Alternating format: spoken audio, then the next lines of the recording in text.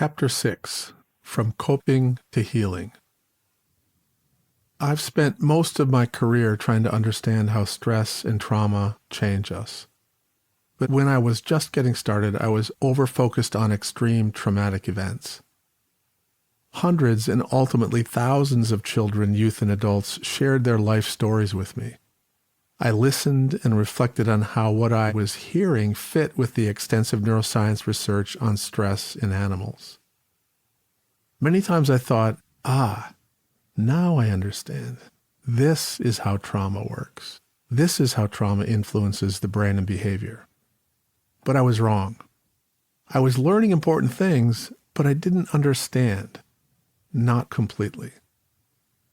I started to think more deeply about healing after trauma. I had believed that if a person's trauma history was more extreme, healing would be more difficult. But there were pieces of the puzzle I wasn't seeing. This became apparent to me 30 years ago when I was trying to understand two boys, both 12 years old, living at a residential treatment center. Each had been sent there because they'd been out of control in a series of foster homes and other residential schools. They were both in the 6th grade, but both struggled in school, reading at a 4th grade level. When I reviewed their records, both had the same DSM labels: ADHD, major depression, intermittent explosive disorder, and conduct disorder.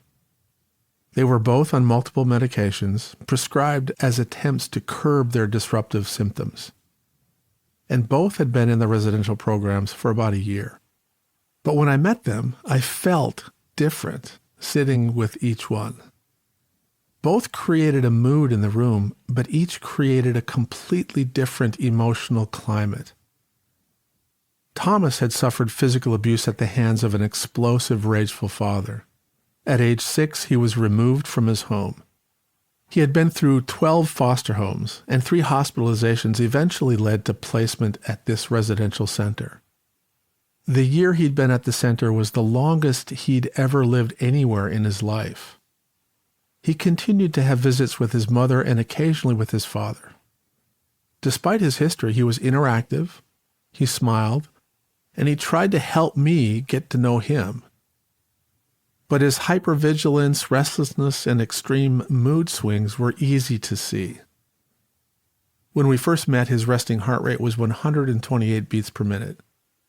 His inattentive, oppositional, defiant, and aggressive behaviors were manifestations of an overactive and overly reactive arousal response. He was in a persistent state of fear. I didn't believe it was useful to think of his having 4 separate DSM disorders.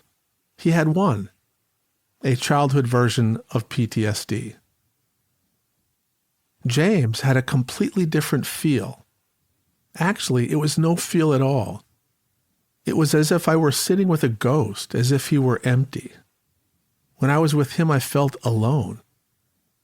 His records indicated none of the more traditional traumatic events common in foster children. His mother, likely struggling with depression, had disappeared with a boyfriend when James was 3 months old. After he'd spent 6 weeks in shelter care, his maternal grandmother, who lived alone, agreed to take him. It seems that she was not happy about having to raise James. The picture that emerged from reviewing the old records was of a demoralized and bitter caregiver. But she did her best. There was no history of physical abuse, sexual abuse, exposure to drug-using behavior, or other forms of trauma. Multiple records simply documented a disengaged, exhausted, non-interactive style of child rearing, and minimal verbal or physical interactions. In his grandmother's care, James started to be inattentive and disobedient. Rewards didn't seem to work, and consequences didn't seem to bother him. He would take seemingly meaningless things from others, a pencil, a bracelet, a small toy. When confronted about these thefts, he would deny them, even in the face of clear evidence. Several times he'd threatened to stab other students, and he was described as having explosive aggression. But on closer examination, he never actually hit, pushed, or attacked anyone. He only threatened. At age 8, James's grandmother ran out of gas and simply quit. She abandoned him to the system because, in her words, he was lying, stealing, ungrateful. And she was becoming afraid of him. James had threatened to kill her in her sleep. He entered the child protection system and bounced from foster home to foster home before ending up at this residential setting.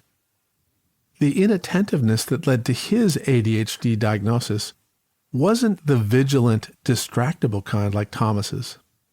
James was inattentive because he was disengaged and daydreaming. In contrast to Thomas's resting heart rate of 128, James had a heart rate of 60 beats per minute. Despite being given the same DSM labels, Thomas and James were nothing alike. I started to wonder about James as an infant, a young, inexperienced mother struggling with depression, overwhelmed by the nonstop needs of a baby. Maybe his mother had some relational or attachment issues. What had happened to her? You can't give what you don't have. Imagine an early childhood in which James's mom meets his needs, but maybe not much more. Just as he is beginning to organize his relational neurobiology, his whole world changes, and a new set of adults starts caring for him at the shelter. Each of these adults has a different smell, voice, style of touch. And then, suddenly, they're all gone too. James, 5 months old, with a rapidly developing brain containing a set of confused, disorganized memories about human connection, has learned that people disappear. They are not consistent or predictable. They do not reliably meet his needs, comfort him, reward him. Now imagine any hungry, scared, cold infant and an episodically responsive caregiver. The infant's version of the fight or flight response is to cry, but if crying doesn't bring the responsive caregiver, or if the crying brings a frustrated or enraged caregiver, the infant is forced to use other self-soothing options.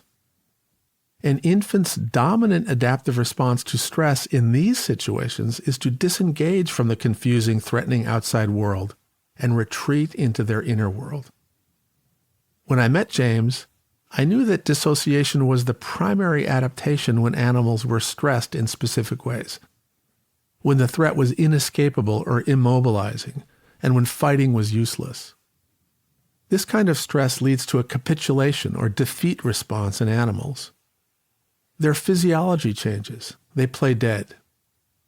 The animal research in this area is extensive. Oddly, to this day, parallel research into the neurophysiology of dissociation in humans lags well behind.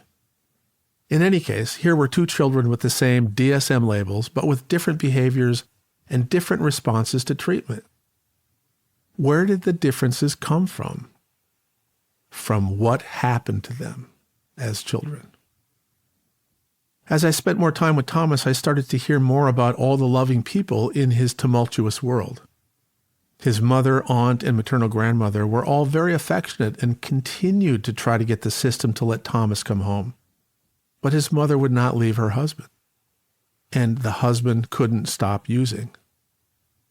I learned that Thomas's father had not always been abusive. His struggles, according to the family, started after he came back from Vietnam. Back then, PTSD was not well understood, and many Vietnam vets received no help at all. The father's alcohol and drug use led to his getting fired. As he became unable to care for his family, his self-esteem collapsed. The trauma cycle: shame, pain, booze, rage, humiliation, and loss accelerated the family's fragmentation. Before his father's deterioration, Thomas had had a good start in life, with loving and consistent caregiving. When he was an infant, his father wasn't abusive. But as his father struggled, his family suffered, especially his mom. Thomas's father started to beat him when Thomas tried to protect his mother. And then he became the major lightning rod for his father's rage. But while his mother and other family members were unable to protect him completely, they did what they could. The buffering effect of these caregivers and his good early start made all the difference. Thomas ended up with healthy relational neurobiology despite his trauma-sensitized stress response. Thomas improved with treatment. His healthy relational capabilities allowed him to do very well with a relationally focused therapeutic process. Within 12 months, he was much less dysregulated. He was able to focus and learn more easily. He had far fewer behavioral problems and advanced 2 grade levels in 1 year. He started to heal. James did not improve at the same pace. In fact, he got worse. His predatory behaviors continued, and he grew smarter at not getting caught. All efforts to shape his behavior or build healthy relationships failed. It was almost as if, even with therapeutic help, he didn't have the tools to succeed. As we will talk about much more, relationships are the key to healing. But for James, every relational interaction resulted in disengagement. To him, others were not safe. In his worldview, people hurt you or left you. Others could not be trusted. The lesson for me was that a key aspect of what happened to you is what didn't happen for you. What attention, nurturing touch, reassurance, basically what love didn't you get? I realized that neglect is as toxic as trauma. Dr. Perry.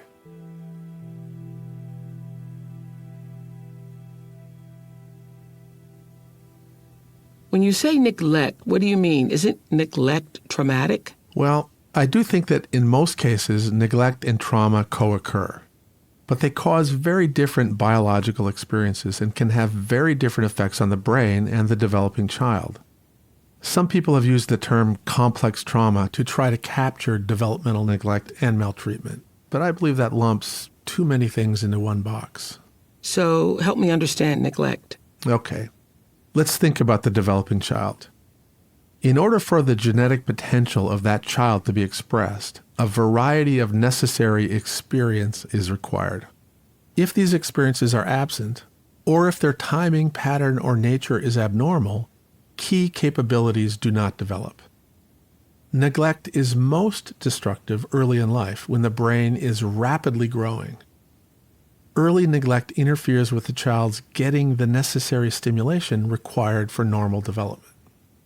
You've probably heard of the Romanian orphans. It is likely that more than 500,000 children spent part of their early lives in state-run orphanages during Ceausescu's regime in Romania. In 1989, when communism ended in the country, the public and the press saw the horrible conditions these children had been subjected to. There were often 40 to 60 babies or toddlers in a single large room, each in their own crib all day long, with only 1 or 2 caregivers rotating among them over the course of a 12-hour shift. The children suffered deprivation, malnutrition, abuse, and more. Even after being removed from the institutions, they grew up with a range of deficits. Some had low IQs, others couldn't walk. Most had major problems forming and maintaining relationships. I worked with many children removed from these orphanages. In general, the longer the child was there, the longer the deprivation, the more serious the problems. Ironically, in some overcrowded institutions, children who had to share cribs ultimately did better. The Romanian orphans are now adults. For most of them, problems persist.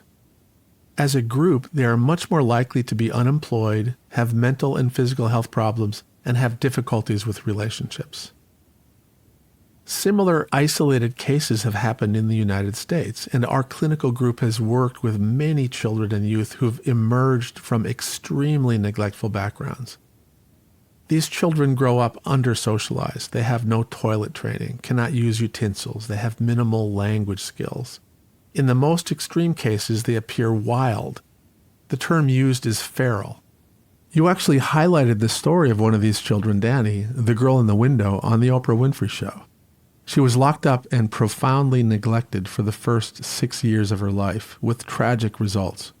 Fortunately, she was removed and adopted. When she got into a loving home, she started to get better, but she continued to struggle with communication and social interactions. Yes, and she struggles to this day. So many important things happen in the developing brain of a child in the first 6 years of life. And if key neural networks do not get the right experiences at the right times, some essential capabilities will not develop normally. We still have so much to learn about this, and we know that other developmental factors such as intrauterine insults or birth trauma may be involved in extreme cases like Danny's. But as seen with the Romanian orphans, the longer you spend in a deprived developmental environment, the harder it will be to recover. But these examples like Danny are so uncommon. 6 years is such a long time. What happens if it's only 1 year? What if it's only when one specific babysitter comes over? What if you ground a teenager and they basically have to stay in their room for a month? Is that neglect? No. Grounding a teenager is not neglect because key systems in the brain have already developed. I'm not advocating that you send a 15-year-old to their room for a month, but it isn't the same as a month of deprivation in early childhood. But the issues you raise are important ones. And just as with trauma, several essential questions can help us assess whether a situation is neglectful, and if so, how great its impact will be. When during development did the neglect take place? What was the pattern? How severe or depriving was the neglect? How long did it last? And since absolute total neglect is rare, what buffering factors were present when the neglect occurred? The most common form of neglect is fragmented, patternless caregiving. Some days when the infant cries, adults come to feed and nurture them. Other days, no one comes. Still other days, someone comes and yells at, shakes, or hurts them. This confusing, chaotic world is very dysregulating. The infant gets insufficient structure to send a clear, organized set of signals to the developing systems in the brain.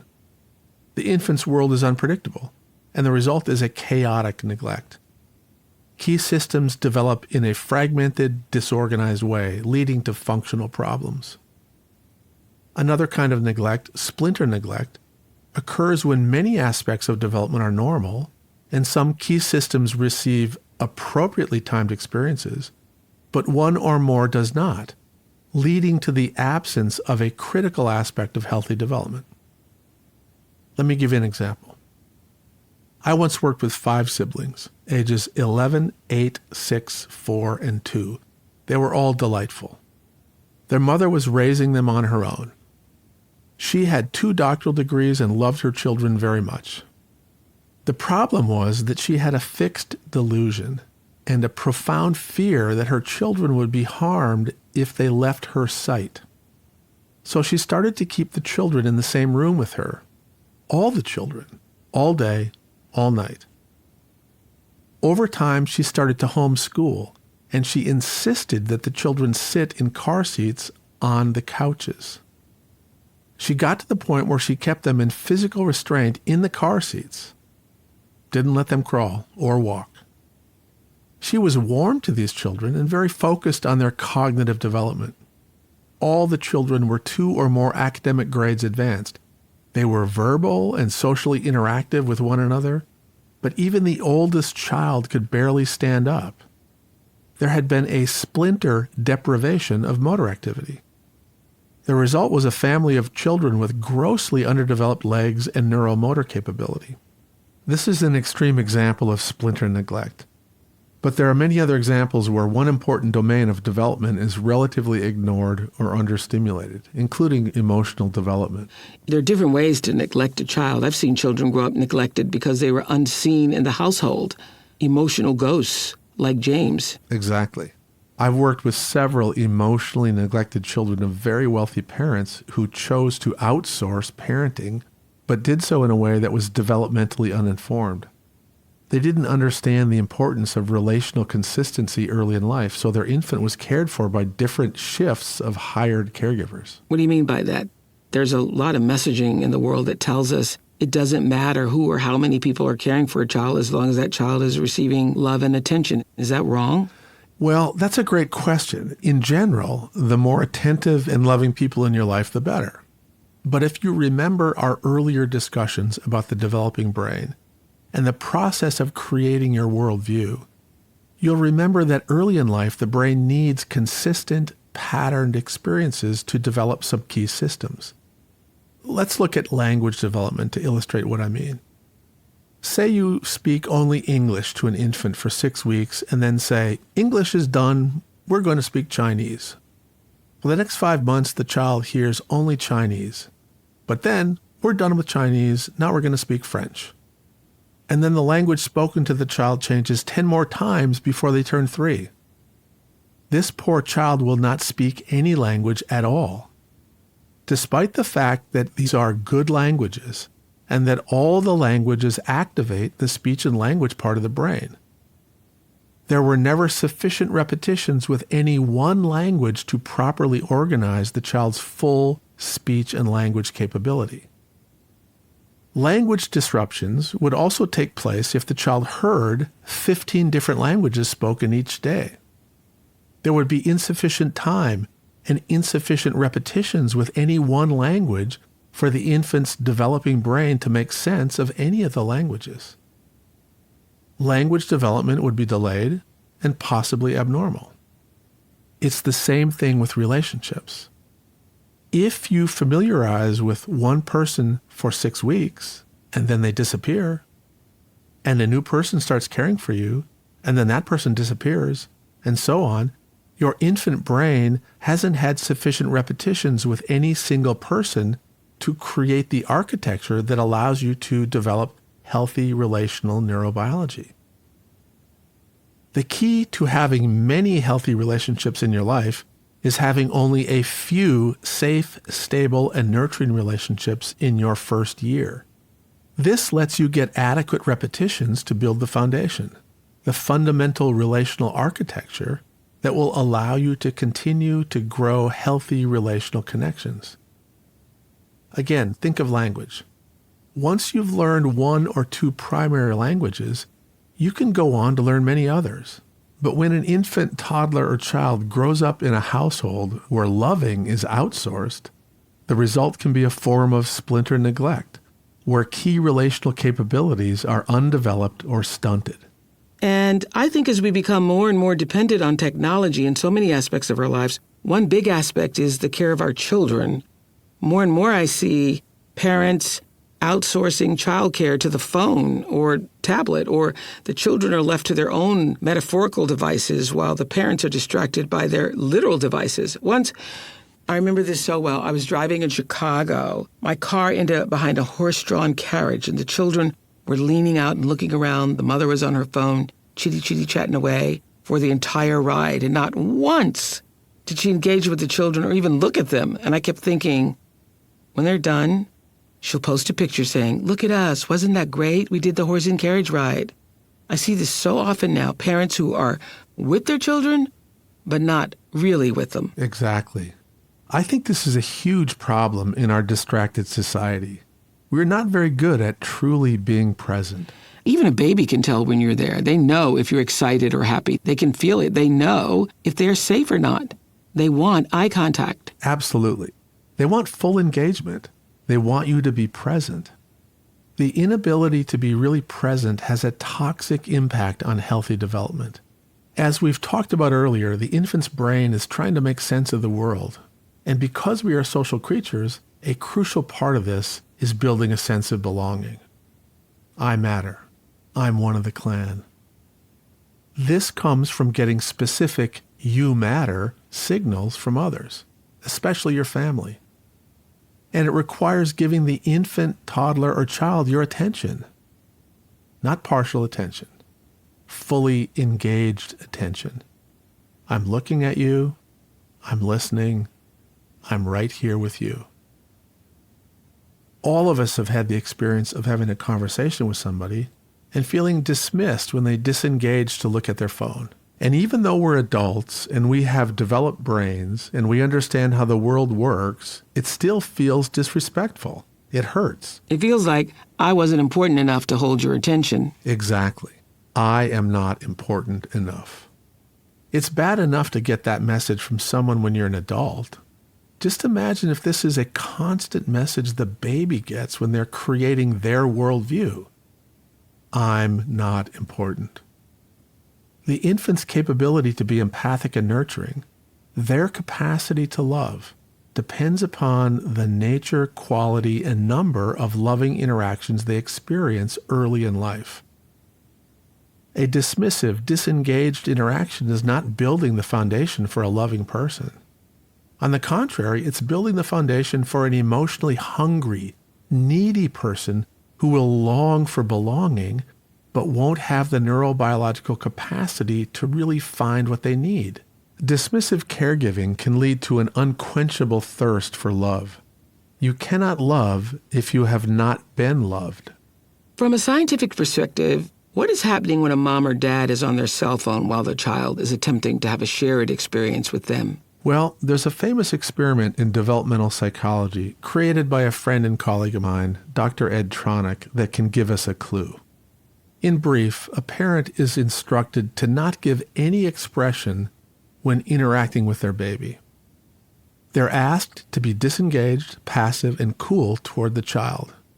The infant immediately tries to engage the parent, and within seconds of being unsuccessful, becomes significantly distressed. They start crying. Often they do. The experiment shows viscerally that within seconds of a child perceiving their parent to be disengaged or emotionally absent, they start to feel distress and attempt to re-engage the parent. But when these efforts fail, the infant disengages and emotionally withdraws. Imagine the impact on a developing child if that is a continuous experience. A cold, disengaged, partially attentive caregiver can have an immediate and potentially lifelong toxic effect on the developing child. This child may grow up feeling inadequate, unlovable. Even with many gifts and skills, they will feel they're not enough as an adult, and that can lead to a host of maladaptive behaviors, including unhealthy forms of attention-seeking, self-sabotaging, or even self-destructive behavior. And when a young child depends on their parent or caregiver to regulate them, and that caregiver is dismissive, disengaged, or even absent when the infant needs comfort or food, this is creating that pattern of stress activation for the infant that is unpredictable and uncontrollable. Exactly. And that creates a sensitized stress response. Let's talk about that. We know the human body, whether you're an infant or an adult, has several systems that help you deal with whatever challenge you're facing in the moment. The one most people are familiar with is the fight or flight response, which we've talked about. So, thinking about these different states, calm, alert, alarm, fear, terror, walk me through what's happening here. When we are stressed, there is a graded response, gradually activating the systems in the brain and body that will help us. When you're not under any stress, you can be calm. You can reflect on the past, the future. But as soon as you have any challenge, say a presentation at work, you enter a state of alert. You scan the crowd, study faces as you present, trying to gauge if your point is being made. Do they get this? Do they like my presentation? Are they bored? And later in the day, you get into a small fender bender, and for a moment you enter the alarm state. You're kind of frozen, not sure what to do. Should I call my insurance? Do I need to report this to the police? Should I get his information? You're temporarily in brain freeze, when suddenly the other driver jumps out of his car and starts screaming and threatening you with a gun. Now you enter a state of full-blown fear. And this is where another major component of your stress response capabilities kicks in: dissociation. Your brain is continually monitoring the situation and constantly assessing options. Am I going to be able to run away from this? Am I going to be able to win this fight? Your brain says you can't win a fight with a guy who's got a gun, so you start to try avoiding additional conflict and apologize profusely. You have a sensation of watching this happen to you as if you're in a movie. You are so robotically compliant with his demands that you pay him on the spot. Your sense of time distorts. You are dissociating. Your body is preparing for potential injury. Your heart rate drops. Instead of all of your blood going to your muscles to help you fight or flee, you constrict peripheral blood flow.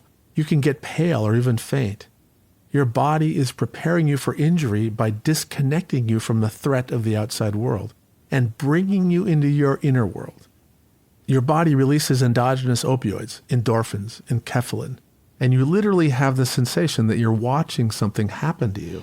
And that's what people describe as an out-of-body experience and very often don't fully remember what happens next. Exactly. This dissociative response is used when there is inescapable, unavoidable distress and pain. Because you cannot physically flee, and fighting is futile, you psychologically flee to your inner world. So going back to the infant with a disengaged parent, the infant's fight or flight response is to cry.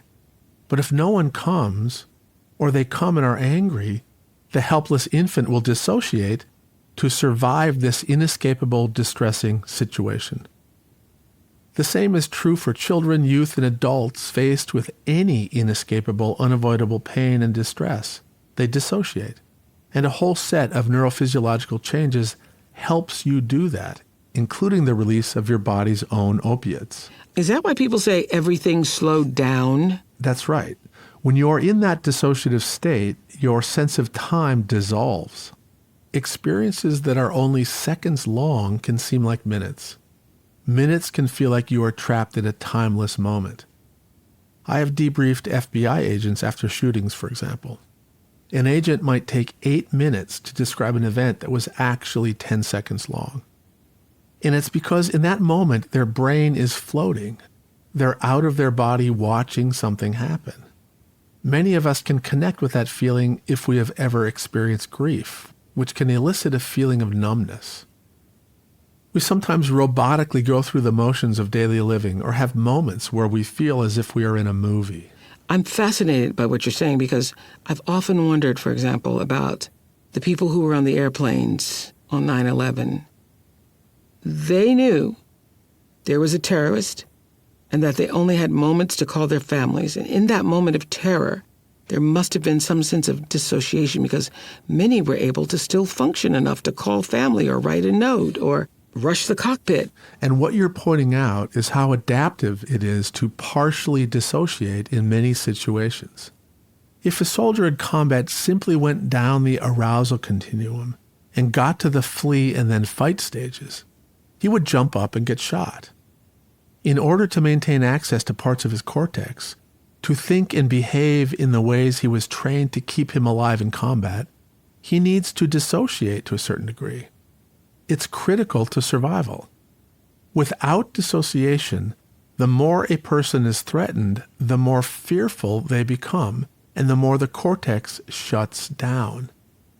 Being able to partially dissociate, to disengage from parts of the external threatening world and focus on trained behaviors is key to success in competitive sport or high-pressure performances in the arts.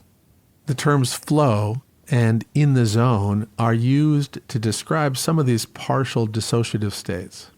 In reality, everyone uses dissociation every day. That's what daydreaming is, right? And it can be a healthy coping mechanism. Exactly. Mind wandering.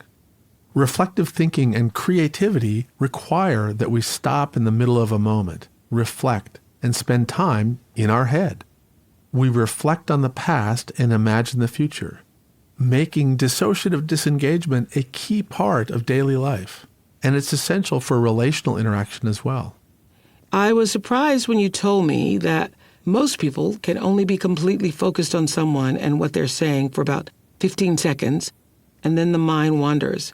It focuses in and out on how what the other person is saying relates to something else in the listener's life and how that connects to something else, and back and forth. And that's a very normal and adaptive capability.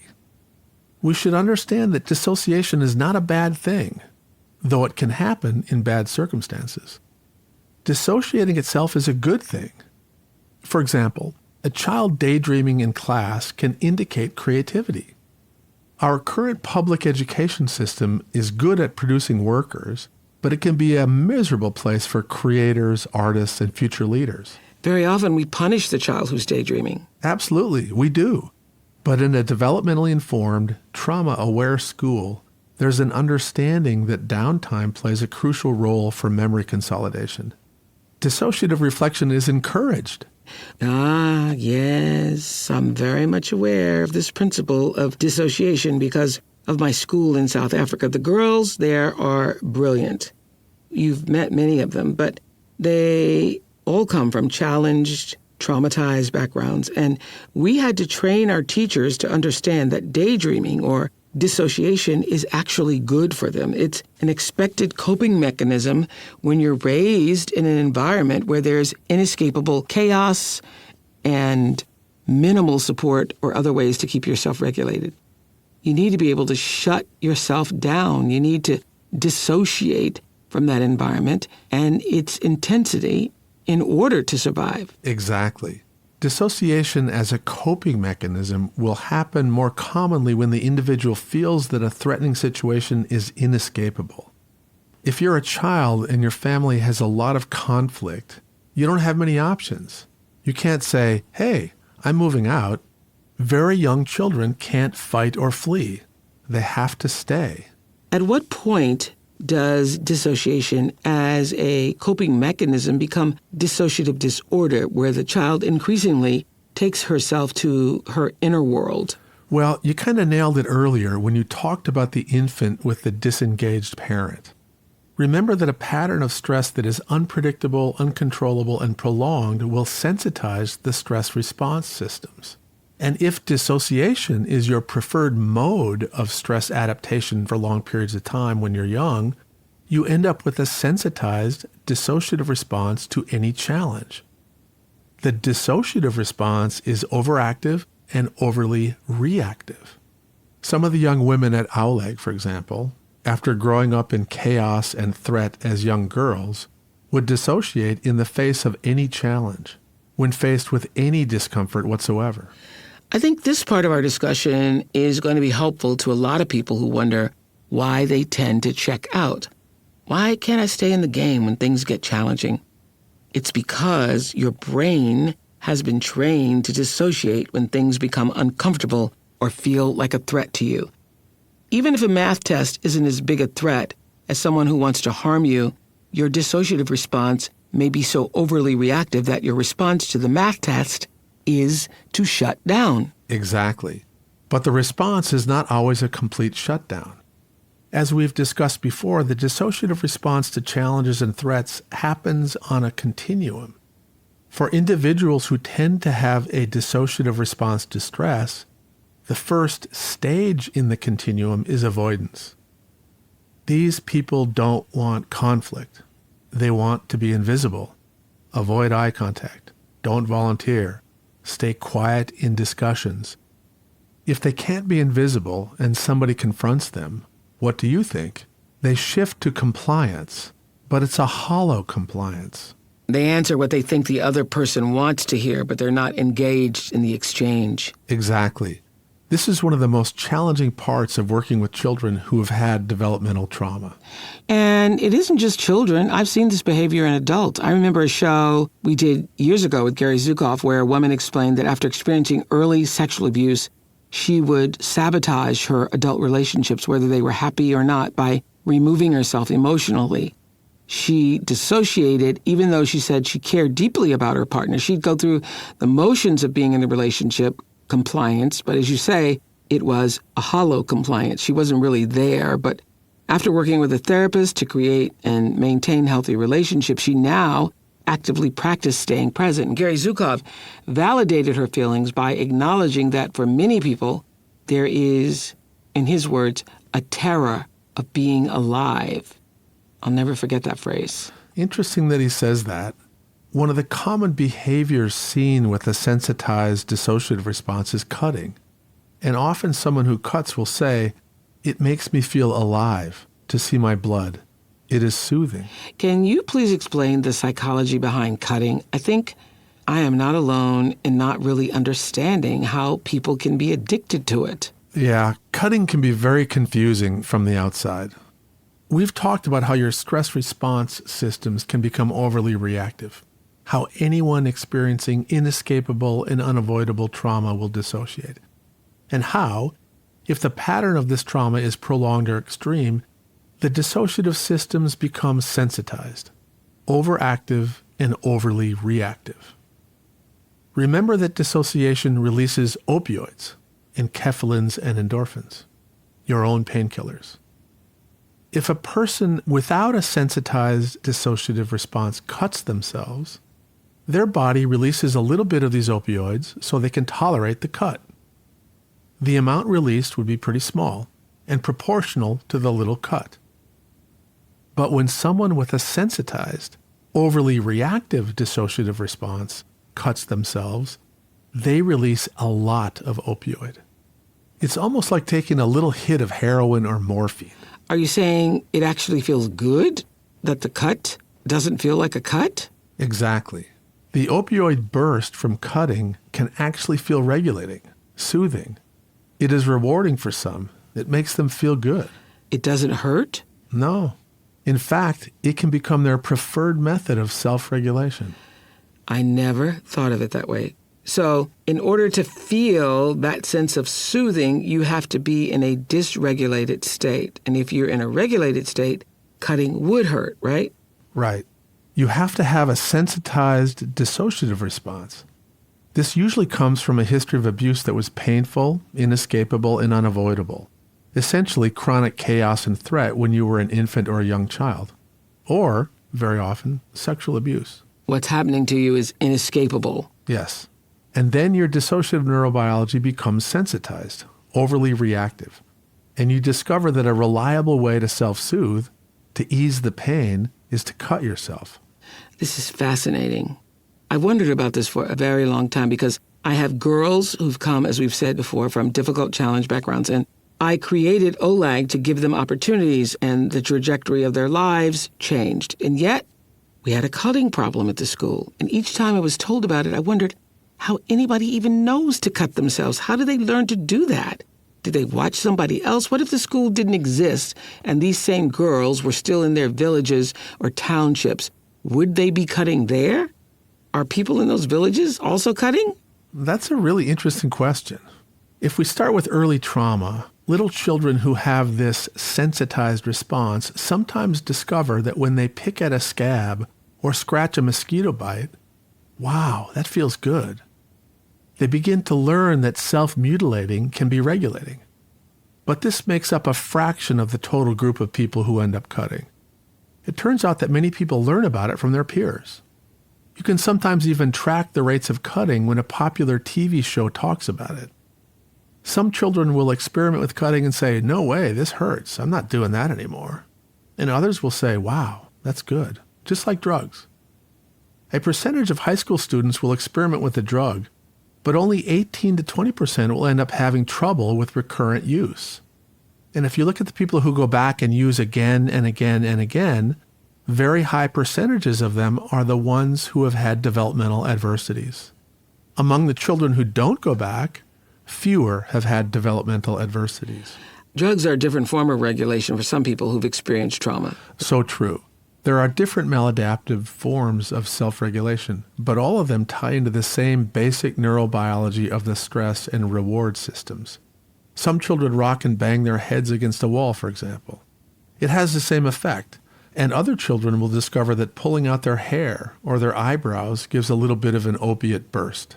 This is so important to understand. I did not realize how this is all tied together. Children will find a way to soothe. Making yourself throw up can also cause that opioid burst.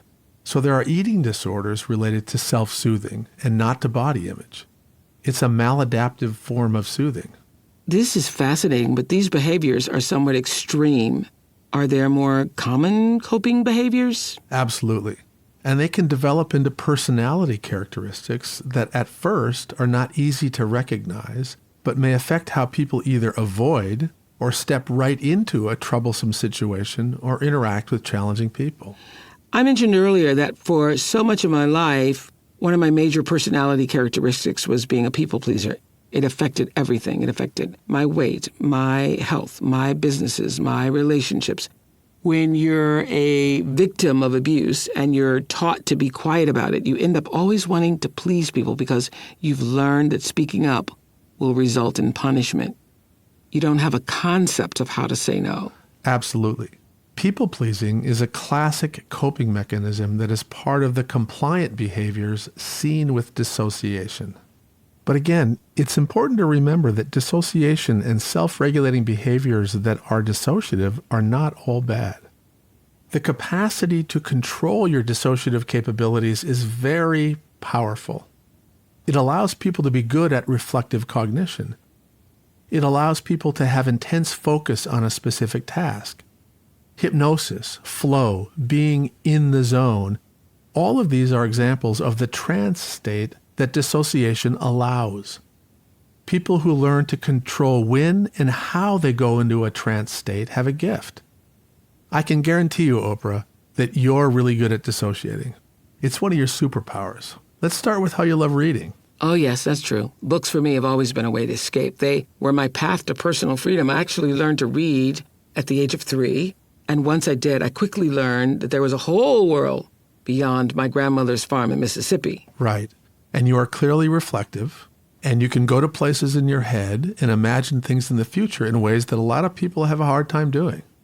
That's dissociation. It's healthy, healing, and productive. This is why people need to be careful about labeling dissociation as a pathology, as a strictly negative behavior. It can be an incredible strength. But for you, at times, it sounds as if your dissociative adaptations led to you being compliant. You were trying to give people what they wanted. Yes, people-pleasing. Absolutely. That was your default. Stay under the radar, do what's asked of you, don't give anyone reason to be angry, just give people what they want. 100%. Just give people what they want. But over time, you've changed. You've dosed yourself away from that overly compliant behavior. You often use the term intention, and when you say it, I think controllable. Your life is busy, full of challenges and demands, yet you take that set of stressors and you use boundaries and intention to make the pattern of your life's stress more predictable, controllable, and moderate. That is a healing and resilience-building pattern of stress activation. I learned about the power of intention from Gary Zukov. It really, literally changed everything for me. It's the guiding force in my life. Gary taught me that an intention precedes every thought and every action, and that the outcome of your experiences is determined by your intention going in. Sounds complicated maybe, but really, there's nothing I do that doesn't start with my asking myself, what is my intention in doing this? Once I got that, I started to make my decisions based on what I intended, not just on what someone else wanted me to do or what I thought would please them. I had a lot of bullies in my life, but the power of intention helped me create boundaries to do only what I wanted to do because it felt authentic to me. And with every decision, big or small, learning to say no has healed me, and intention has saved my life. But speaking of decisions and choices, I want to turn to a question that baffles so many of us. Why is it that people who are victims of trauma are so often drawn to abusive relationships? Well, let me broaden the question, because it's so important in understanding not just abuse, but all behavior. The key point is that all of us tend to gravitate to the familiar, even when the familiar is unhealthy or destructive. We are drawn to what we were raised with. As we've said before, when we're young and our brain is beginning to make sense of our experiences, it creates our working model of the world. The brain organizes around the tone and tension of our first experiences. So if, early on, you have safe, nurturing care, you think that people are inherently good. And, as we also talked about earlier, this worldview makes you project goodness onto the people you meet. And that projection of goodness elicits good things in return.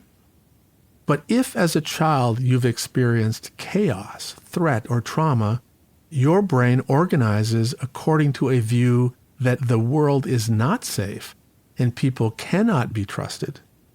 Think about James. He didn't feel safe when he was close to people. Intimacy made him feel threatened. Here's the confusing part. James felt most comfortable when the world was in line with his worldview. Being rejected or treated poorly validated this view. The most destabilizing thing for anyone is to have their core beliefs challenged. As psychologist Virginia Sater puts it, we feel better with the certainty of misery than the misery of uncertainty. Good or bad, we are attracted to things that are familiar. So if you come from an abusive background, you might be in a relationship with somebody who is abusive because it's familiar? Yes. In fact, if you get into a relationship with somebody who's not treating you poorly, you may find yourself feeling increasingly uncomfortable. And then unconsciously, your mind might seek a predictable response. You may try to provoke a bit of a response. Maybe I'll do X and it'll piss him off. If this elicits the behavior you're most familiar with, he gets angry and treats you poorly, it can actually be validating. The worldview has been confirmed. Even though the result is chaos and conflict, it's comforting in the sense that it's familiar. I go through this with a lot of my girls at school. We hand select young women who are smart and show such promise, but so many were raised in an environment where they did not see or experience what real love looks like or what an expression of real love feels like. For women in their communities, at home, and within the family, abuse is systemic, and it goes beyond physical abuse. People don't show up when they say they're going to show up. They don't follow through with what they say they're going to do. Eventually, you start to believe that's love. You've been trained. So when one of my girls meets a young man who really is going to respect her, she automatically thinks something's wrong with him. And as you say, she does things to provoke him. In effect, sabotages the relationship to get him to treat her the way she's accustomed to being treated, get him to leave. Like Maya Angelou always said, you teach people how to treat you. So I really want to know, is it even possible to fix this if it's how your brain has developed? And if so, how? Well, the good news is that the brain is malleable all through life. We can change, but we don't randomly change. To use your favorite word, we can intentionally change if we know what needs to be addressed. The key is to recognize the patterns. Okay, yes. You start by connecting the dots, but then how do you help people see that this is the same problem showing up, that it's just wearing a different pair of pants, because that's usually how it works for people. It's the same type of person continually showing up in their life. They might arrive in a different package. It might be a boss or a domineering friend. I say to my girls, look, there's a thread that runs through the course of your life. Look at the kinds of friends you choose, the kinds of personal relationships you have, the boyfriends you are attracted to, and look at what all these people have in common, and then ask yourself how these people make you feel, and which of those feelings trigger feelings you've had before. And then when you're experiencing these feelings and saying, oh my, I'm so frustrated, notice whether that person is triggering something that's already there. These patterns do run through a person's life, and often through their parents' and grandparents' lives. And without recognizing them, it is very difficult to change.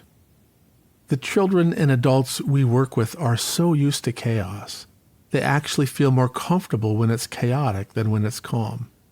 So when they get into a classroom or a new foster home where people are predictable and consistent and thoughtful, it makes them feel uncomfortable. Little by little, they get more and more uncomfortable until they provoke a predictable response. I have teachers and foster parents who tell me he almost acts like he wants to get punished. And to a certain extent, they're right. He is seeking a predictable response from the world. And predictable for him means being punished, excluded, minimized. He's looking for evidence that his worldview is accurate. The world is chaotic. People aren't trustworthy. I don't belong. He's trying to be kicked out of his class. He is seeking to get kicked out of your home. When we start our work, we try to teach the adults what this behavior really means and how they can recognize it so they don't reenact it. That's exactly what you told me 10 years ago, the very first week my school in South Africa started, and I called you on day 3. Girls who had just arrived were suddenly acting out, and we didn't know why. I understood there might be homesickness, but you thought some of them might be having trauma-related issues, even PTSD. You pointed out that no matter how challenging their living conditions had been, we had taken the girls out of their homes. At home, in some cases, there were 6 people sleeping in a bed, and now they're sleeping alone. The sheets are different, the level of comfort is different, the sense of order is different. Everyone at the school is here to love the children, to show support, more support. And this order, stability, and nurturing was a challenge to their worldview. Their brains are going, what the hell is this? They're thinking, I want something familiar. So they start acting out. They create chaos where there is order, thinking, I'm going to make something familiar. I want disorder. I want what is familiar. Exactly. So what you have to do is give these children time and experience. They need patience and understanding and sufficient new experiences to sculpt and shape new views of the world. It takes time to create neural networks with a whole new set of associations. And that is what OWLAG provides for so many of these girls. Years of new opportunity, years of cognitively learning new things, and most importantly, years of new relationships, structures, expectations, and new social and emotional lessons. Their worldviews are modified, expanded, clarified, solidified. This takes time, patience, and sometimes therapeutic help. But it has to be the right therapy. It's interesting. Most people think about therapy as something that involves going in and undoing what's happened. But whatever your past experiences created in your brain, the associations exist and you can't just delete them. You can't get rid of the past. Therapy is more about building new associations, making new, healthier default pathways. It's almost as if therapy is taking your 2-lane dirt road and building a 4-lane freeway alongside it. The old road stays, but you don't use it as much anymore. Therapy is building a better alternative, a new default. And that takes repetition and time. Honestly, it works best if someone understands how the brain changes. This is why understanding how trauma impacts our health is essential for everyone. Chapter 7. Post-Traumatic Wisdom. Kids are resilient. They'll get over this. I've heard it so many times. Standing with a New York City official in front of the still smoking wreckage of the World Trade Center. Sitting with FBI agents and Texas Rangers after the ATF raid on the Branch Davidian compound in Waco. Wandering through a blood-splattered apartment with first responders after a shooting witnessed by 3 young children.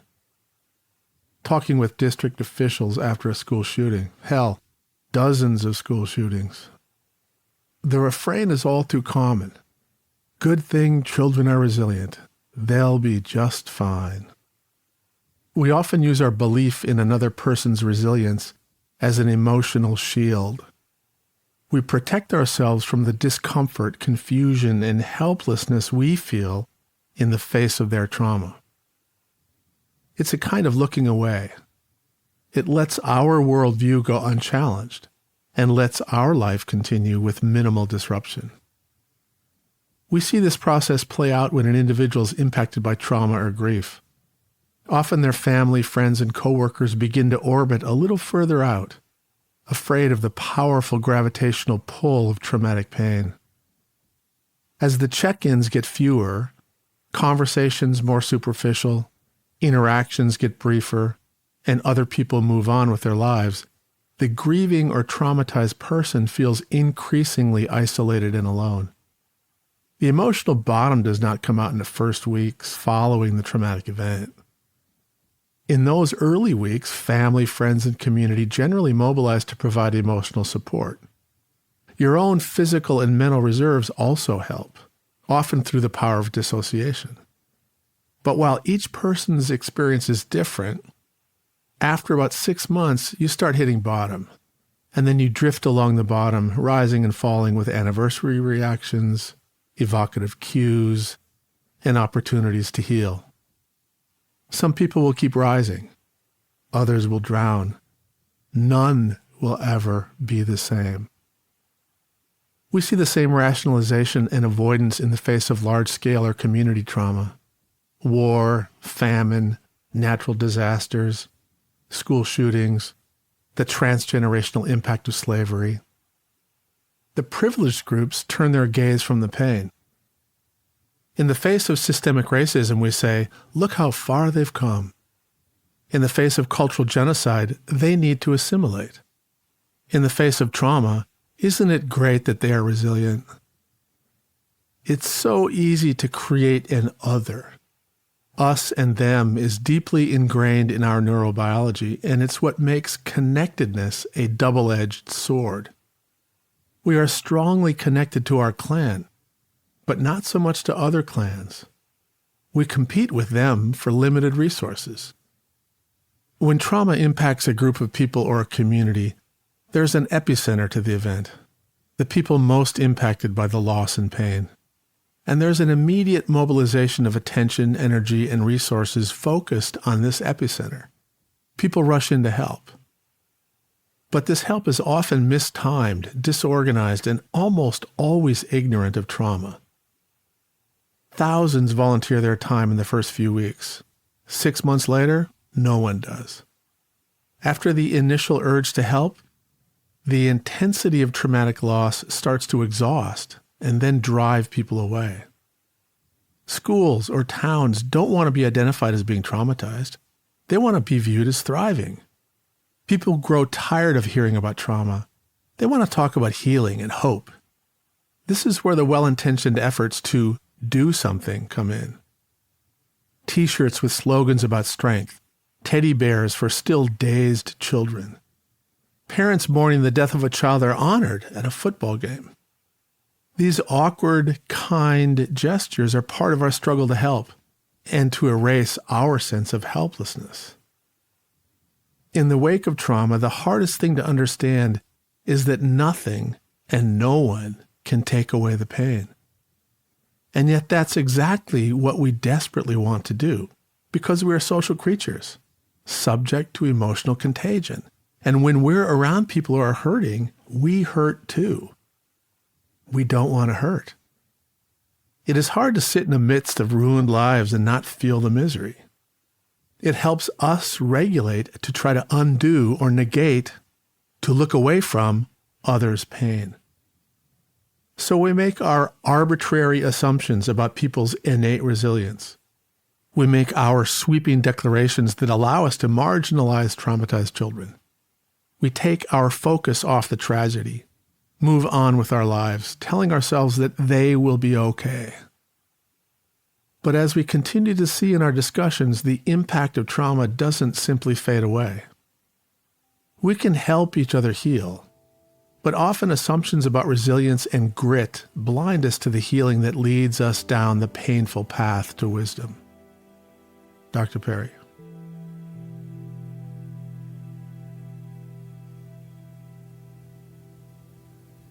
One of the most thought-provoking things you've ever said is that children are not born resilient. They are born malleable.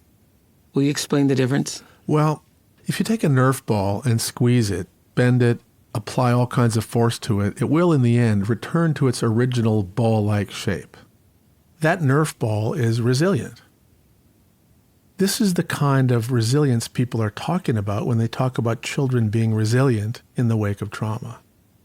They're indulging in the wishful thinking that a child could experience a traumatic stress and somehow magically be unaffected, as though the child would be able to return to their prior level of emotional, physical, social, and cognitive health unchanged.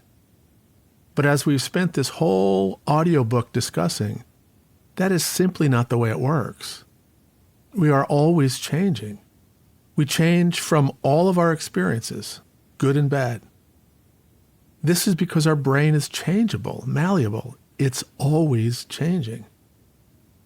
Think about a metal hanger. Let's say you need to fish something out of a drain and the hanger is your best tool. You apply force to bend it into the shape you want. The hanger is malleable. When the job is done, you can try to bend it back to its original shape, but even if you're a champion hanger bender, you won't get it to exactly what it was. There will be weaknesses in the places where you bent it. And if you were to keep bending and restoring it in the same places, the hanger would ultimately break.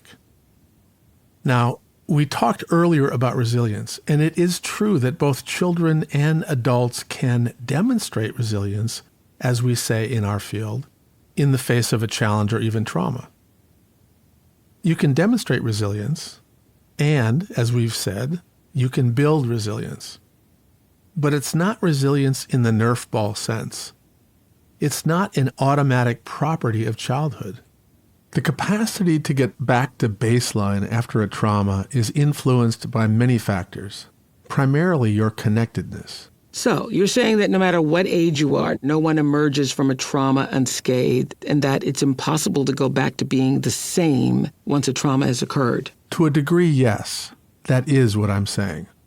Again, though, to clarify, the concept of resilience is used in our field. But if you look carefully at our biology after a traumatic experience, all the way down to the way genes are expressed, trauma will change everyone in some way. And these changes will be there even if they don't result in any apparent real-life problems for the person, even if the person demonstrates resilience. A child may continue to do just as well in school, for example, but it may take much more energy and effort. Or we may find that a child is able to return to his previous level of emotional functioning, but changes in his neuroendocrine system may make him more likely to develop diabetes.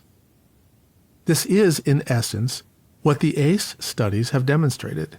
Adversity impacts the developing child, period.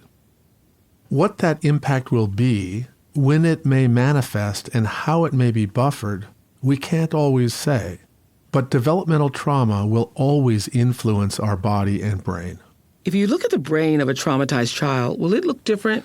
Well, our current brain imaging techniques are pretty sophisticated, but they're not yet sensitive enough to scan an individual child and say with confidence, for example, this underactivity in the prefrontal cortex is from abuse. What we do know is that if you compare a group of children who've experienced no abuse with a group of children who've experienced similar timing and type of abuse, there will be statistically significant differences in the size of some areas of the brain, some differences in connections, some differences in activity. But the complexities of development, the brain, and the nature of trauma make neuroimaging studies very difficult to interpret.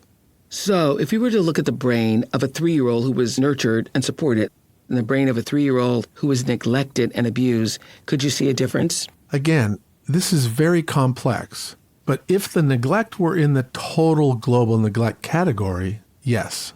Using the right imaging techniques, you can see differences. But again, these are really difficult to interpret. The actual best indicators of change in the brain following trauma or neglect are functional changes. Is the child impulsive or inattentive? Do they have speech and language problems or fine motor control issues? Are they depressed or anxious? Do they have a hard time learning? Can they form and maintain healthy relationships? All of these things are much better indicators of changes in the brain than brain scans are.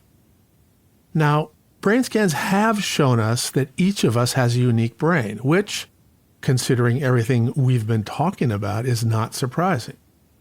And because each of us has a unique brain, we will experience stress, distress, and trauma in a somewhat unique way. Two people who experience the same traumatic event can respond differently and recover differently. When a person is able to recover emotionally, returning to a pre-trauma level of functioning, we refer to that as demonstrating resilience. And the capacity to do that is malleable. In other words, the ability to cope with stress, distress, and trauma is changeable.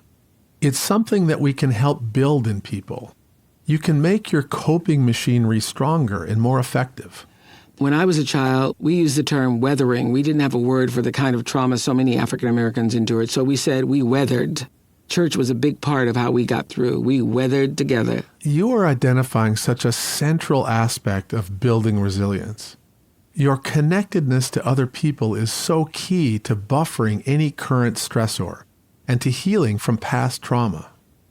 Being with people who are present, supportive, and nurturing. Belonging. Of course, other factors also impact a person's capacity to demonstrate resilience. Some of the most important are related to the sensitivity of your stress response systems. Anything that makes those systems more reactive or sensitive will make you more vulnerable. This could include genetic factors, intrauterine exposure to alcohol, a history of attachment problems, or previous trauma. Let's go back to the start of our conversation, back to the core regulatory networks. The core regulatory networks comprise a set of very important neural networks that collectively reach every part of your body and brain. We know that when these systems are well organized, flexible, and strong, we have the capacity to cope with all manner of stressors. We also know that controllable, predictable, and moderate challenges can make the core regulatory networks even stronger. Our stress response capabilities expand when they get practice. So if a child has had the opportunity to have predictable, moderate challenges as they grow up, they will be more capable of demonstrating resilience in the face of a challenge. At the very start of this process is when the newborn is hungry, thirsty, or cold, and the attentive, attuned caregiver meets their needs. Later, they'll crawl away from the safety of their parent and start exploring the world. Because this is novel, it will activate their stress response, but only moderately. When it becomes too much, they'll crawl back to the safe base. This process, leaving the safe, exploring the new, returning to the safe, will continue thousands of times for the toddler and young child. And through these little challenges, they build the capacity to demonstrate resilience in the face of unexpected stress. All development involves being exposed to novelty, which in turn activates our stress response. With a safe and stable relational foundation, thousands of moderate doses of stress help create flexible stress response capabilities. Every school year, meeting new classmates and a new teacher and studying new content provides moderate, predictable stressors. Participating in sports, music, drama, and other activities creates more opportunities for the controllable, predictable stress that helps build resilience. And through all of this, relationships are absolutely key. For the infant, the relationship with primary caregivers is the foundation of their capacity for all future relationships. It is in the context of nurturing and caring relationships that the child can meet a challenge. In the face of any new challenge, an adult can model, encourage, and provide a helping hand. And the relational reward, the smile, word of encouragement, congratulations for progress during and after the challenge, motivates the child, which leads to repetition and mastery.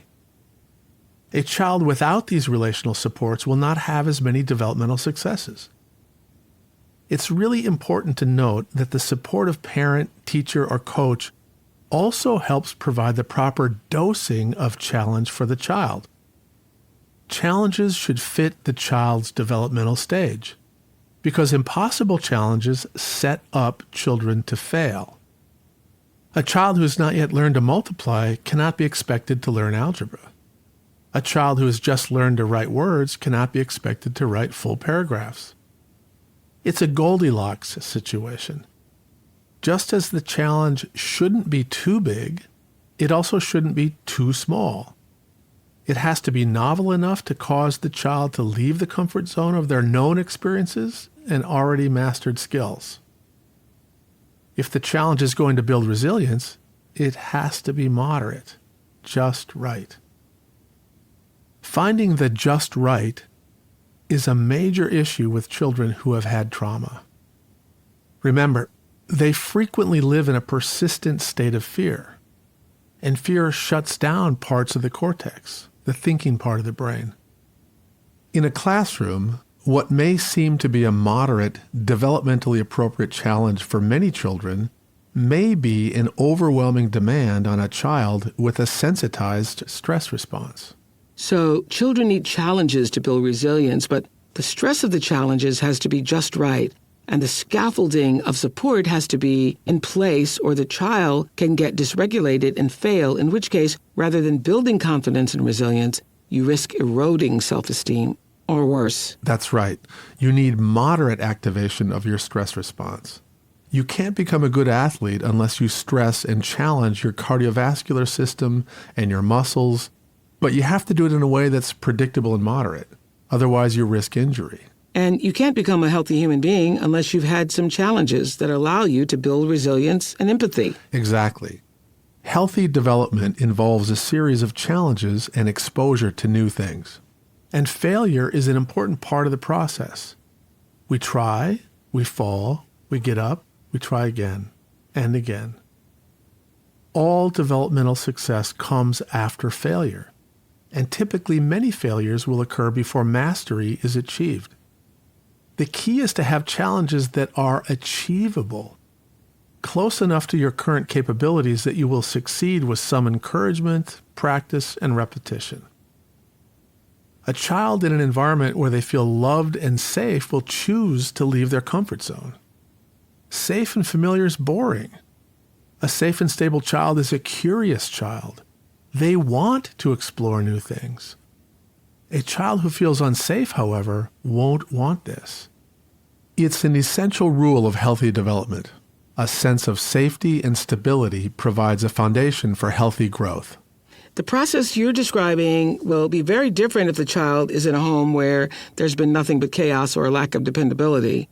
I'm thinking of all the people we encounter who are ready to fight the minute you say anything they feel is critical or confrontational, the slightest thing, and they're ready to blow. Yes, this might be someone with a sensitized stress response system. Our brain processes incoming sensory input from the bottom up, and if someone has a life with chaotic, uncontrollable, or extreme and prolonged stress, particularly early in life, they're more likely to act before thinking. Their cortex is not as active, and reactivity in the lower parts of the brain becomes more dominant. It's very difficult to meaningfully connect with or get through to someone who's not regulated. And it's nearly impossible to reason with them.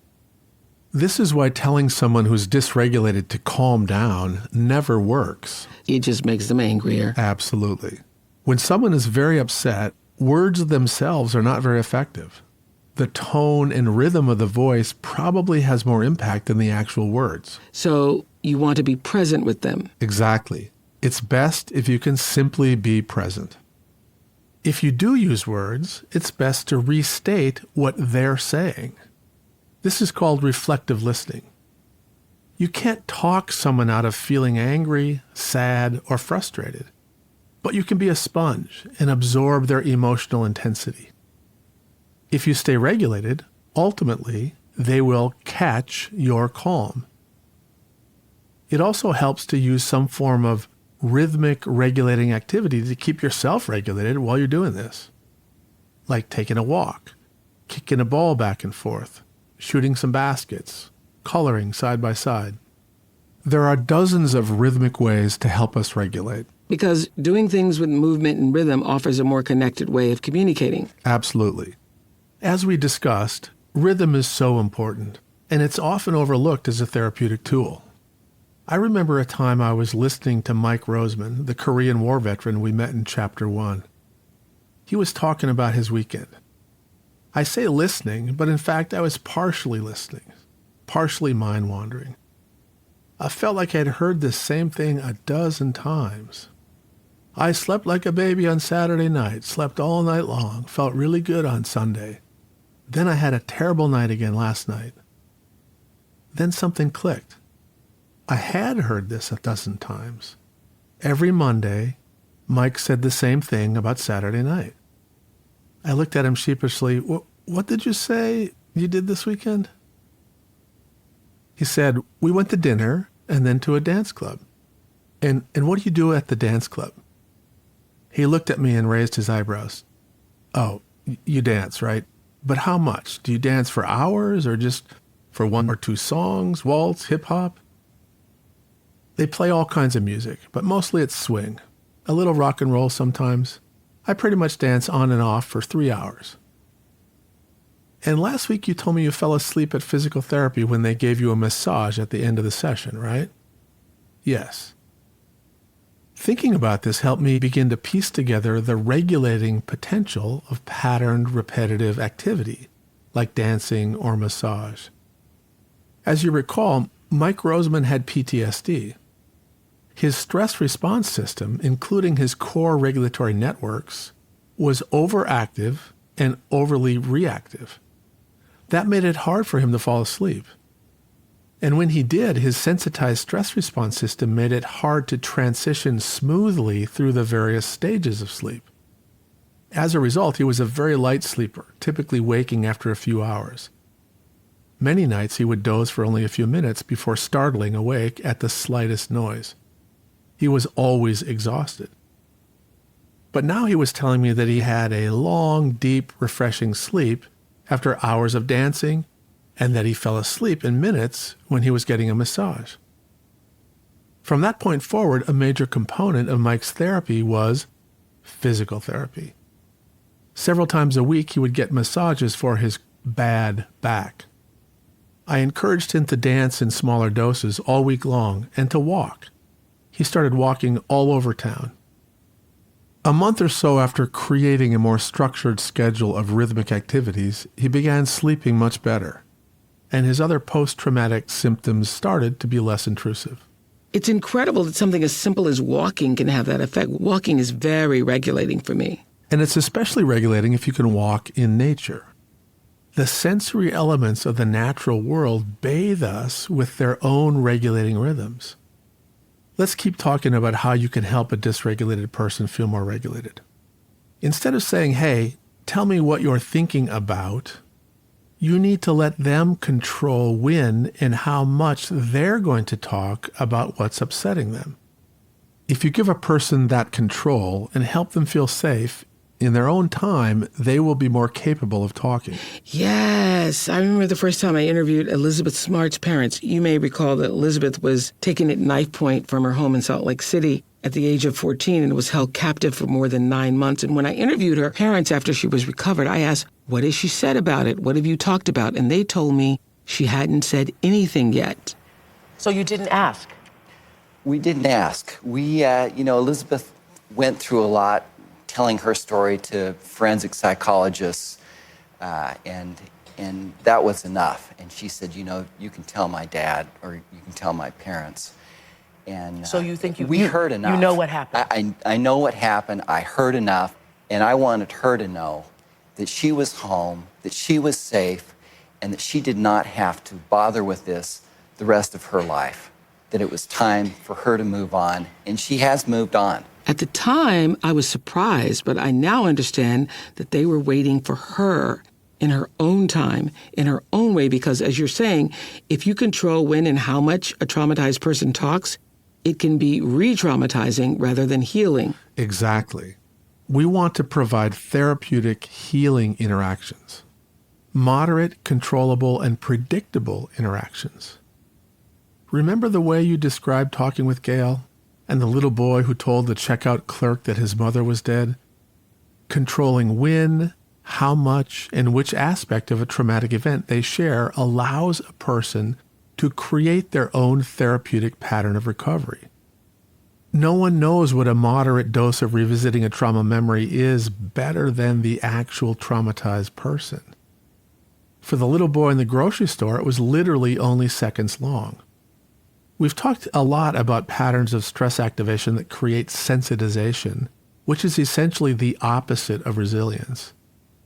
But when we activate trauma memories and our stress response systems in ways that offer controllability and predictability, we can begin to heal a sensitized system. Healing takes place when there are dozens of therapeutic moments available each day for the person to control revisiting and reworking their traumatic experience. When you have friends, family, and other healthy people in your life, you have a natural healing environment. We heal best in community. Creating a network, a village, whatever you want to call it, gives you opportunities to revisit trauma in moderate, controllable doses. That pattern of stress activation will ultimately lead to a more regulated stress reactivity curve. So the traumatized person with a sensitized stress response can become neurotypical, less sensitized, less vulnerable. In fact, they can ultimately develop the capacity to demonstrate resilience. The journey from traumatized to typical to resilient helps create a unique strength and perspective. That journey can create post-traumatic wisdom. For thousands and thousands of years, humans lived in small intergenerational groups. There were no mental health clinics, but there was plenty of trauma. I assume that many of our ancestors experienced post-traumatic problems, anxiety, depression, sleep disruptions. But I also assume that they experienced healing. Our species could not have survived if a majority of our traumatized ancestors lost their capacity to function well. The pillars of traditional healing were, number 1, connection to clan and the natural world. Number 2, regulating rhythm through dance, drumming, and song. Number 3, a set of beliefs, values, and stories that brought meaning to even senseless random trauma. And 4, on occasion, natural hallucinogens or other plant-derived substances used to facilitate healing with the guidance of a healer or elder. It is not surprising that today's best practices in trauma treatment are basically versions of these 4 things. Unfortunately, few modern approaches use all 4 of the options well. The medical model overfocuses on psychopharmacology, option 4, and cognitive behavioral approaches, option 3. It greatly undervalues the power of connectedness, option 1, and rhythm, option 2. I once worked with a 4-year-old girl named Allie. She had witnessed the death of her mother at the hands of her father, who then committed suicide. Allie lived in a very close-knit community, and after the traumatic loss of her parents, she moved in with one of her aunts. There were easily 30 cousins, aunts, uncles, and grandparents living in the community, and they were always together for birthdays, holidays, family events. Allie was an active member of her church, played sports, and had a very supportive elementary school with trauma-sensitive teachers. Part of our work with her was educating the adults in her life, including her teachers, about trauma. In the first weeks after Allie was found, we saw her about 3 times a week. Within a month, it was down to once a week. After the first-year anniversary, we needed to see her only once a month. 6 months later, we told her aunt to simply reach out if there were any questions or problems. The last I heard about Allie was that she'd been elected class president at her middle school, was active in sports and her church, and was doing very well in school. She and her aunt reported no significant symptoms. Of course, there was sadness on occasions, but Allie was a positive, happy, engaging girl. The scars remained, but she was weathering well. And she was a wise soul. She had developed post-traumatic wisdom. Post-traumatic wisdom. I love that. Allie's experience has a positive outcome, so isn't that an example of a child being resilient? Absolutely, but not because she was born resilient. Allie was able to show resilience in the face of tragedy due to the quality of loving relationships earlier in her life. Resilience is a capability that can wax and wane, not a permanent innate trait. If Allie hadn't had a safe, stable, and nurturing family, an understanding teacher, or her strong faith, her ability to bounce back would have been quickly drained away. Her ability to heal and continue to demonstrate resilience was related to ongoing safe and stable relationships through which she could make sense of horror and put it in the context of her beliefs. Even the most seemingly resilient people can be drained by relational poverty and ongoing stress, distress, and trauma. Allie's story and the way you describe the healing power of the intergenerational clans from thousands of years ago makes me think of growing up in Kosciuszko, Mississippi, and how the church was the central point of our life. Every week I'd be there for Sunday school, followed by 11 o'clock service. We'd go home. My grandmother would cook before we returned for another service at 3 o'clock, and then Baptist Training Union at 5 or 6. On Wednesday nights, we'd go for a prayer service and choir rehearsal. At 3.5 years old, I was speaking in front of the congregation. The hours I spent in that little white church by the red dirt road certainly formed the spiritual foundation for my life. Later, when I was living in Nashville with my father, I accepted a job as a reporter at a television station in Baltimore. As I was preparing to leave my family and the life I knew, my father's advice to me was, find a church home. At the time, I thought it was because he wanted to make sure I kept Jesus in my life. Looking back now, though, as we talk about the healing power of relationships, I realize it wasn't just about finding a place of worship. It was about finding a community and discovering true, lasting connection in a new city. In those days, church was everything. Your counselor, your nurturer, your comforter, your refuge. The idea of going to therapy wasn't even discussed. If you needed help, you went to church. As I said, we weathered together. It was your church family that made sure you had a place to go for Sunday dinner. They were the ones who visited you when you were sick or passed around the collection plate if you couldn't put food on the table. The church was even where we created that healing sense of rhythm. Our music connected and lifted us. For many people, church isn't their thing, but everyone needs people who can listen, be present, make them feel heard and seen. And as we're talking, I see that a key to healing from trauma is finding your church home, your people, your community. This can help build resilience, post-traumatic healing, and ultimately post-traumatic wisdom, as you say. It can help you become wise. It is impossible to be truly wise without some real-life hardship. And we cannot develop post-traumatic wisdom without weathering. And, most importantly, as you point out, weathering together. Social connection builds resilience, and resilience helps create post-traumatic wisdom, and that wisdom leads to hope. Hope for you and hope for others witnessing and participating in your healing. Hope for your community. Absolutely. A healthy community is a healing community, and a healing community is full of hope because it has seen its own people weather, survive, and thrive. The first time I saw how a healing community can work was almost 30 years ago. This experience completely shifted the way I think about therapeutics. I started to understand that most therapeutic experience, most healing, happens outside of formal therapy. Most healing happens in community. In February of 1993, the Bureau of Alcohol, Tobacco, Firearms, and Explosives, the ATF, attempted a raid on David Koresh's Branch Davidian compound in Waco, Texas. 4 ATF members and 6 Davidians were killed in the raid. Over the next 3 days, the FBI negotiated the release of 21 of the children in the compound. Then these releases stopped, and a 51-day siege ensued. It ended with an FBI assault that precipitated a Davidian-lit fire, which killed 76 Davidians, including the remaining 25 children. Several days after the initial ATF raid, I was asked by officials of the state of Texas to lead a clinical team to care for the released Davidian children. They were all housed in a single large cottage on the Methodist Home campus in Waco. They ranged in age from 3 to 13, a mix of boys and girls. They had been in an hours-long firefight and had seen members of their community die.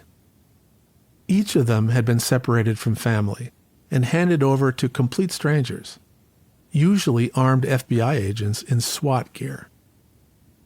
In the days before we took over, the children experienced chaos. Each day was unpredictable, and each child interacted with dozens of strange people, some of them armed.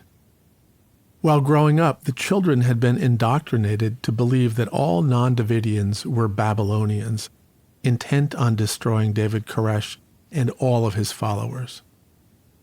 So here were these children, torn away from everything they knew, being cared for by people they believed would kill them.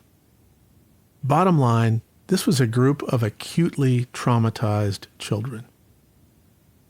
In the first days we worked with them, the children exhibited various acute post-traumatic effects. For example, as a group, the average resting heart rate was 132, whereas normal would have been less than 90. There was some pressure to do therapy with these children. But I knew that talking with dysregulated children was not going to be effective. I felt our first task should be to bring structure and predictability to their day. We started to make the uncontrollable and unpredictable more controllable and predictable. I limited unnecessary access to the children, no more new adults. We had group meetings in the morning to outline the day and in the evening to review the day. At the meetings, the children had opportunities to ask questions. We had play, quiet time, and meals, always at the same time. And we gave the children multiple opportunities to make choices about what they ate, what they played with, how they spent their quiet time. Each day after the children went to bed, our team would meet. We would talk about each child, and any member of the team who'd had any interaction with that child was asked to describe it. I logged these brief interactions on a spreadsheet, hour by hour. Many were brief therapeutic moments. A child would ask, "What do you think will happen to my mom?" Then listen to a reassuring comment and drift back to play. The children were controlling when and how they talked about the traumatic events they had experienced. They were also seeking safe, stable, and physically regulating interactions. Push me on the swing. Let's draw. As I added up the interactions, I saw that despite no formal therapy sessions, the children were getting over 2 hours of therapeutic interaction each day. By the end of 3 weeks with our team, the children were much more regulated. The group heart rate had dropped below 100 into the normal range. They were more interactive and talkative, and the therapeutic interactions became more verbal. One of the most important observations was that these children needed different kinds of therapeutic interaction at different times. They knew this even better than we did. A child who wanted quiet, nurturing interactions would seek out one of our staff who was a really good listener and able to sit quietly without talking. Not easy for most adults. When this same child wanted to play, they'd seek out a member of our team who was younger and more playful. When they wanted reassurance from an authority figure, they'd come to me. Each of us had a unique set of personality characteristics, and at any given moment, our particular strength might be just what one of the children needed.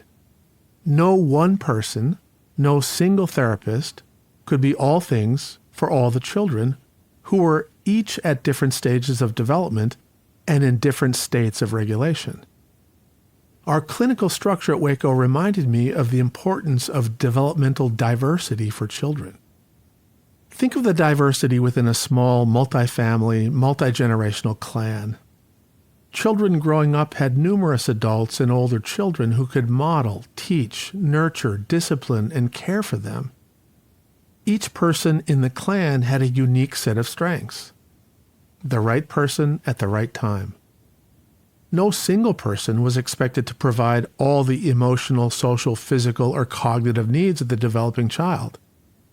This is incredibly unlike our modern world.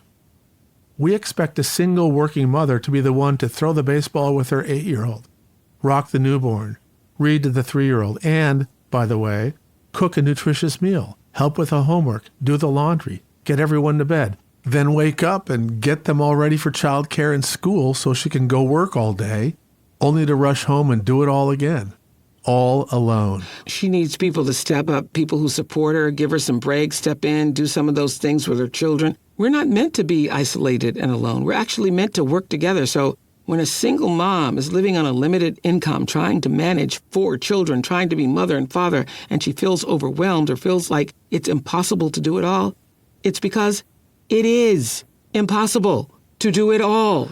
It's such an unfair expectation of our society.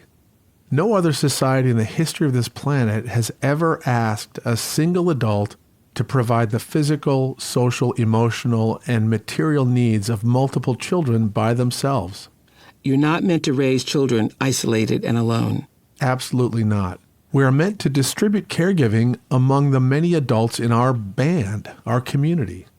In a typical hunter-gatherer clan, for every child under 6, there were 4 developmentally more mature individuals who could model, discipline, nurture, and instruct the child. That is a 4-to-1 ratio. 4 developmentally mature individuals for each child under 6. We now think that one caregiver for 4 young children, a ratio of 1 to 4, is enriched. That is 1/16 of what our developing social brain is looking for. That is relational poverty. It makes me want to weep for all the single parents out there who are doing it every day and breaking their backs and their spirits and not even able to take care of themselves. It also makes me think of my mother differently. She did the best she could and was often too tired to do any better. And single parents, like your mother, often end up feeling like they're inadequate, that there's something wrong with them, that they aren't enough. When really, it's the modern world that's not enough. A strong connection to community is as important today as it was thousands of years ago. The tragedy of the modern world is that community like this is harder and harder to find. Not everybody has friends like Gail. Fewer people are active in their community of faith. Not everybody feels like they belong. There is a direct relationship between a person's degree of social isolation and their risk for physical and mental health problems. But when you do have connectedness, your church home, you have built-in buffers for whatever stress or distress you experience. We do belong, we are enough, but it's hard to see that in our current world. Exactly. Imagine that your annual review at work goes badly. Your supervisor gives you some negative feedback. You feel really upset. You keep thinking about it. You run it through your head again and again. You go back and talk to one of your colleagues. Can you believe he said that? I don't think that's true. And your colleague listens and reassures you, no, that's not true. He's full of it. You feel soothed for a bit. Then you call another colleague and run it by her. And you go home and you go over it with your partner. You've engaged in 3, 4, 5 doses where you controlled how and when you talked about the distressing feedback. As your perspective is heard, you become regulated, reassured. The next day you feel better. You have created a controllable and moderate revisiting of the distressing review, and that has changed your reaction to it. It is no longer as distressing. Originally, you were dysregulated. You shut down the rational part of your head, distorted the comments, magnified them. But now you can reflect more accurately on the feedback and maybe see some truth in the comments. That wasn't possible until you could use your many relational interactions to revisit and regulate. When we have a community, we can do this kind of dosing to regulate any stressful or distressing experience. We can build and demonstrate resilience. We do so all the time. But imagine someone without the relationships that would allow this kind of relational regulation. For someone with relational poverty, these stressful experiences are magnified by the echo chamber of their own head. Stress becomes distress, and distressing experiences become sensitizing, resulting in the same physical and mental effects as trauma. This is the challenge for our modern world. How can we create community when we are so mobile, so screened up, so disconnected? It's a major challenge for creating a healthy future. How can we ensure connectedness and a sense of safety and belonging for everyone?